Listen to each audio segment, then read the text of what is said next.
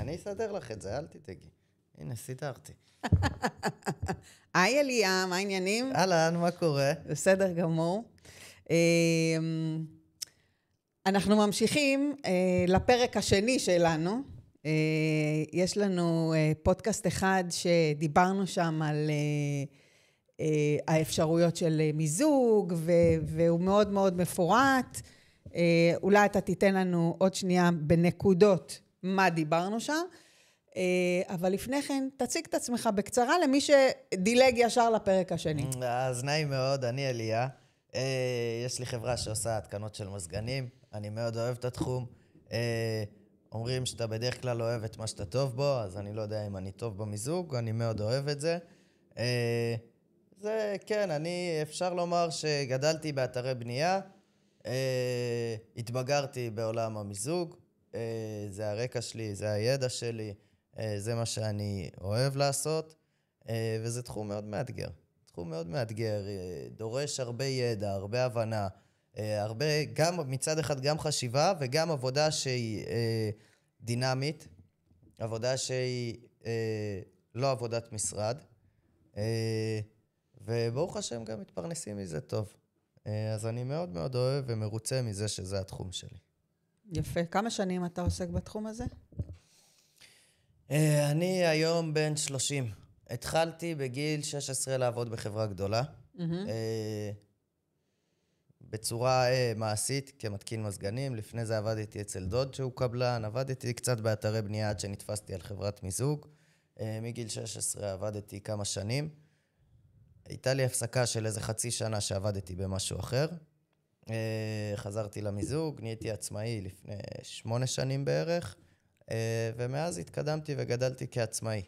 אוקיי, ולמה אני שואלת אותך את כל זה? כי אומנם אתה בחור צעיר, אבל כל הידע שקשור לסוגי מיזוג אוויר וסוגי פתרונות, הוא מאוד חשוב, הניסיון שלך, בשביל שאנשים קודם כל יקבלו ממך ייעוץ, נכון? אתה נותן גם ייעוץ כן. בתחום שלך, וחשוב לך, אני זוכרת מהתוכנית הקודמת, שקודם כל ישמעו את הייעוץ, ישמעו את כל האפשרויות שיש, ואז להחליט על המיזוג הנכון. לדייק את זה, לא חייב לשמוע את כל האפשרויות, האפשרויות העיקריות, יתרונות וחסרונות, ואת מה שמתאים לכל אחד, ודיברנו על זה, לכל אחד מתאים משהו אחר, והדבר מהכי חשובים זה להחליט מה נכון עבורכם, בהתאם לצרכים, לאילוצים, למבנה הבית, לדברים שחשובים יותר ולדברים שחשובים פחות, וגם לעניין התקציב, זה גם משהו שהוא בסוף מאוד מאוד משמעותי. עכשיו דיברנו רגע על הניסיון שלי, ניסיון זה טוב ויפה, אבל התחום תמיד מתקדם ויש חידושים, יפה. ולכן גם 50 שנה בתחום, ממישהו שאומר, זהו, אני 50 שנה בתחום, אין מה לחדש לי, זה לא נכון. כי אני אתן לך 2 חידושים יפים, כן. שהם יחסית חדשים, שיכול להיות גם שלא כל האנשי מיזוג מכירים אותם. דבר ראשון, טוב, נעשה פה גם קצת פרסומות לחברות. לחברת אלקטרה, לדוגמה. כן. יש מזגנים מיליים במערכות VRF, יש מזגנים מיליים עם משאבת ניקוז מובנית. כלומר, אפשר להתקין את המזגן, ובמקרה שאין לי הכנות של ניקוז, אפשר להעלות את הניקוז כלפי מעלה, שזה פתרון שיכול להיות מדהים לפעמים בחללים ציבוריים, במשרדים, במקומות כאלה, ולא להיות חייבים לעשות יחידות נסתרות או יחידות קסטה, ששם לכל החברות יש משאבת ניקוז. לפחות מה שאני יודע, רק לחברת אלקטרה יש מזגנים מיליים עם משאבת ניקוז מובנית. לכולם אפשר לחבר משאבת ניקוז, אני מדבר על משאבת ניקוז מובנית. טכנולוגיה נוספת, חדשה שיש דווקא לחברת הדירן. לחברת הדירן יש טכנולוגיה של מיני מרכזי סנס, עם מערכת בקרת חדרים טק 910, שאפשר לחבר על מיני מרכזי דמפרים לכל היציאות, והמערכת יודעת לצרוך חשמל ולספק כמות אוויר לפי כמות הדמפרים שפתוחים. שזה גם טכנולוגיה שככל הידוע לי יש רק בתדירן. לחברת סמסונג, לדוגמה, יש מעידים מיליים במערכות VRF חדשים מאוד יפים, שאחרי כמה דקות עבודה הם גם נהיים מאוד שקטים, עם פתחי עברור קטנים. כלומר, יש הרבה חידושים לכל אחת מהחברות. ולהכיר את החידושים האלה זה גם משהו שהוא מאוד משמעותי כדי שתהיה היכולת לתת פתרונות לכל מיני מצבים מסוימים. יפה, אז אולי אצלך זה דווקא מה שמבדל אותך והיתרון שלך, זה גם טווח מסוים של ניסיון, וגם שאתה כל הזמן עם היד על הדופק כדי לדעת. ברוך השם שיש לי גם את הזמן ואת היכולת ללכת ולבדוק את זה, כי היום אני לא עובד בעצמי. יש לי את מי שמבצע את העבודה, אני נמצא שם ואני בפיקוח, וכן, חלק חשוב בעבודה שלי זה להיות תמיד זמין בטלפון, וללכת ולפקח על העבודה. אבל יש לי גם את הזמן ללכת לשמוע חידושים, ללכת לכנסים של חברות, ולהכיר את הדברים החדשים גם, שזה לא פחות חשוב. מדהים, זה באמת אחד הדברים הכי חשובים. בוא תיתן לנו רק בנקודות, כמו שאמרנו, יש לנו פודקאסט שהוא מפרט את כל היתרונות, החסרונות. אפילו 2 יש לנו. את יודעת מה? אפילו 3. הגענו ל3, כי 2 הראשונים היו נראים לי לא מספיק ענייניים. יש שם הרבה דיבורים מסביב, אז החלטנו שאני אעשה פרק אחד, כמה שיותר מתומצת על כל האפשרויות, יתרונות וחסרונות. אז מי שמגיע עד לקטע הזה ושמע את זה ורוצה ממך את המתומצת, כן, שרק יבקש. אתם יכולים לחסוך לי את השיחה הזו של החצי שעה שקורית לי כמעט כל יום כמה פעמים, ולהקשיב לפודקאסט. ואחרי זה שאלות אני זמין. זה אחלה נכס דיגיטלי לעסק שלך. אז בוא נגיד, רק בנקודות, איזה סוגים של פתרונות יש לנו למיזוג? בואי ננסה לעשות את זה הכי בקצרה, נקדיש לזה עד 50 שניות. כן. יש לך דירה חדשה, ואתה משקיע, ואתה יכול לשים כמה מעבים במסתור כביסה, תעשה מזגנים עיליים. אתה משקיע, ואין לך מקום מספיק במסתור כביסה, ואתה רוצה פתרון ראשוני זול, תעשה מיני מרכזי לכל הבית, אולי עם דמפרים לחדרים. אתה בן אדם עם תקציב, ואתה הולך לגור בבית, תעשה מערכת VRF, תבחר רק את המתקין הנכון, רק מערכת VRF. אתה בן אדם שהולך לגור בבית ורוצה מערכת מתקדמת, אבל לא מתוקצב ל-VRF, האופציה של מיני ועיליים היא מעולה. האופציה של מולטי ומיני היא גם מעולה, תלוי במבנה הבית. על כל דבר שאני אומר, יש לי אחרי זה איזו הסתייגות. כי באמת, כי זו המציאות. אז לא בהכרח שכל מה שעכשיו אמרתי פה הוא בהכרח נכון לכולם, אבל ככה בגדול, זה בקצרה. כן שווה ללכת ולהשקיע ולשמוע ולהחליט, כי זה בטח. תמיד לטווח ארוך. זה לא איזה רכישה קטנטונת. זה לטווח ארוך, ולעשות שינוי במערכת מיזוג עם הגבס, אחרי שכבר גרים בבית, זה משהו מאוד מורכב.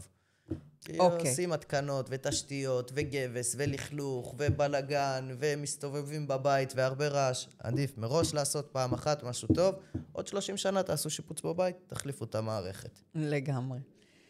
אז בוא נדבר על כמה נקודות שלא דיברנו עליהן בפרק הקודם. בוא נדבר על ההבדלים בתחזוקה. מעולה. מה אתה אומר? יפה מאוד. מזגנים עיליים. הכי פשוט וקל לתחזוקה שלהם.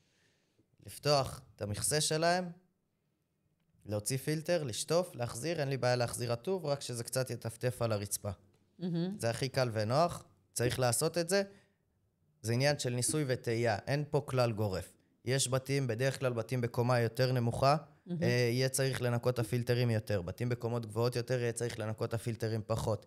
אבל זה מאוד משתנה, זה ניסוי וטעייה. פתחת אחרי חודש, אתה רואה שהפילטר נקי נוצץ, אל תנקה אותו. אבל אם אחרי 3 חודשים אתה רואה שהוא מטונף ויש עליו שכבת אבק, תלמד לעשות את זה פעם בחודש, פעם בחודש וחצי. בתים חדשים.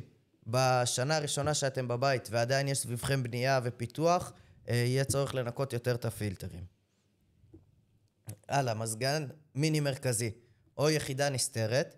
יש בדרך כלל פילטר אחד שיושב על הגבס, ופילטר אחד שיושב על היחידה עצמה. כלומר, צריך להיכנס, להשתחל בגבס, לעשות פתח שירות במיקום הנכון, להיכנס בתוך הגבס ולהוציא גם את הפילטר שיושב על היחידה עצמה.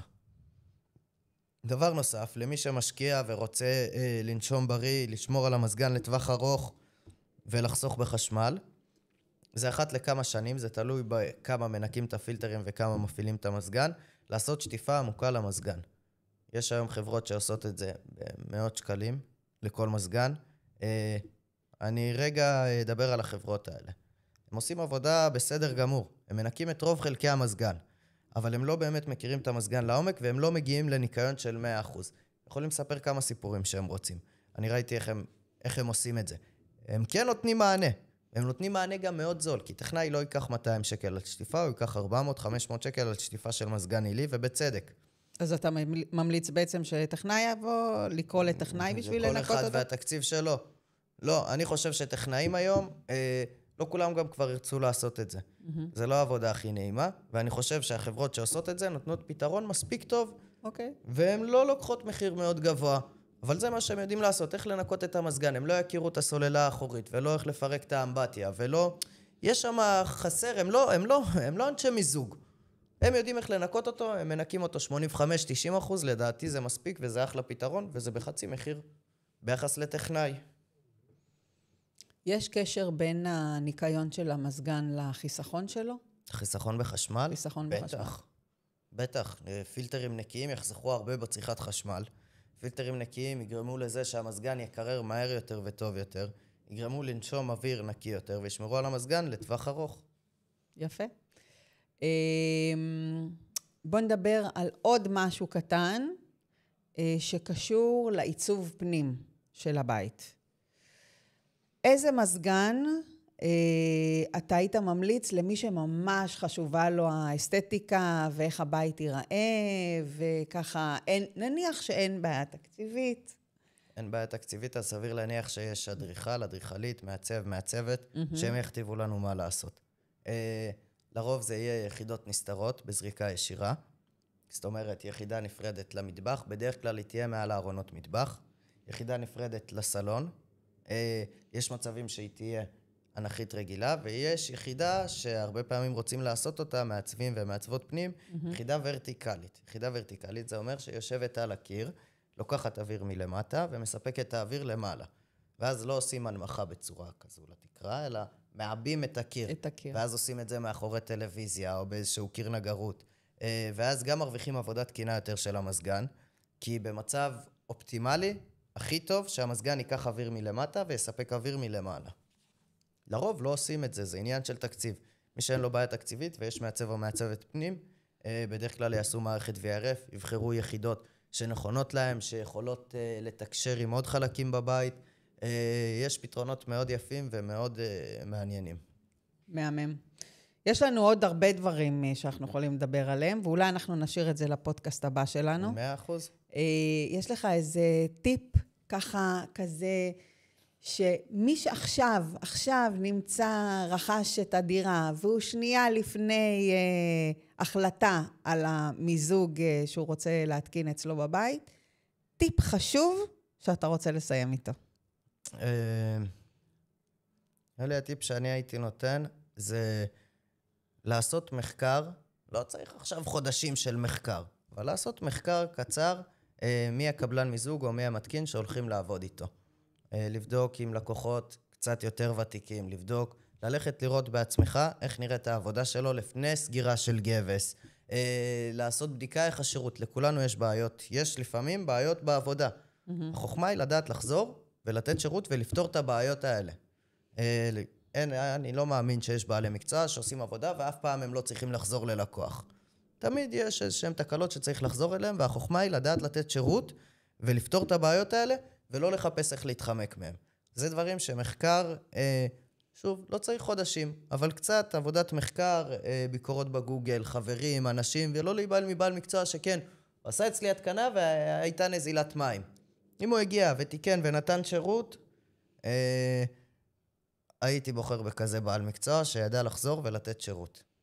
בדיוק, דווקא למצוא את הבעלי מקצוע שיודעים לפתור את הבעיות כשיש בעיות, ולא כשהכל מדהים ועובר חלק. בעל מקצוע שמספר שהכל פיקס 100% אצלו, ואף פעם הוא לא נאלץ לחזור לתת שירות, משהו לא בסדר, ואני אוסיף משהו יותר מזה, לפעמים יש בעיה שהיא לא קשורה לאיש מקצוע, אבל הוא עדיין נמצא שם לתת שירות, כי הלקוח לא מבין. הלקוח לא יודע אם הבעיה היא בחשמל שהקבלן עשה לו, או בצורה של ההתקנה של המזגן. לקוח לא יודע, וכנותן שירות צריך לדעת גם להגיע, ולהוכיח, לעשות שירות משותף עם להגדיל ראש, לנסות לעזור. ולדעת להיות שם גם אחרי שמסיימים את העבודה. לא להשאיר את הלקוח מתוסכל. בהחלט, בעיניי זה משהו שהוא בסוף, בן אדם לא באמת יודע. הוא משלם לבעל מקצוע, הוא רוצה ממנו את כל האחריות ואת הטיפול שלו. מהמם. יופי של טיפ. תודה רבה, אליה. בכיף, אני מקווה שאנחנו ניפגש בפודקאסט הבא. יהיה לנו עוד פרקים, בהחלט.